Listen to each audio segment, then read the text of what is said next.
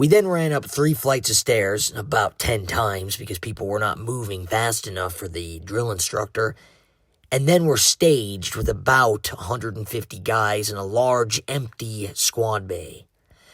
The smell was much worse up there, and I was beginning to feel sick and tired as things got more hectic. They were ordering us to sit in certain spots with certain groups of recruits, further making the situation confusing. Looking back in hindsight, they were sort of sectioning us off into what platoons we were going to be in, but because of the fog of war, I really didn't know what was going on or what they were doing or what I was supposed to be doing.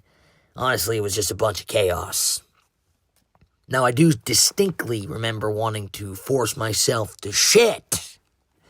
My mother and father had both served in the United States Air Force and told me that they both had trouble defecating when they got to basic training. My mother, who had a knack for scaring the crap out of me with her stories, told me that one girl she was in basic with had to get an enema because she couldn't, shit. I did not want that happening, so I made it my mission to try to force a turd even though I didn't have to go. I felt like if I could just squeeze one pebble out, that somehow I'd be good for a few days and the dreaded enema would not be needed. There was some downtime there while we were waiting in the empty squad bay, and even though drill instructors were yelling all over the place, recruits were screaming at the top of their lungs, and there was just overall confusion. Some recruits were running into and out of the head bathroom for one reason or another. I requested permission and ran to the head to try to force a shit. And on the run to the head, I glanced around the open squad bay and estimated that there were at least 3 groups of 60 to 70 recruits sitting crisscross Indian style on the deck. The head looked as if though it had not been updated since 1942, and while that may be an exaggeration, I'm sure I was not too far from being accurate.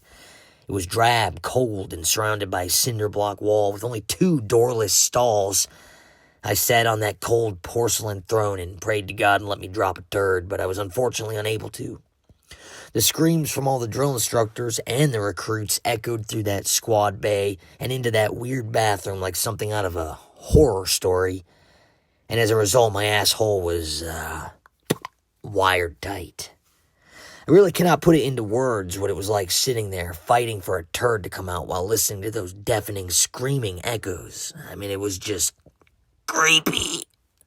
Running back to where the rest of my group of people were sitting,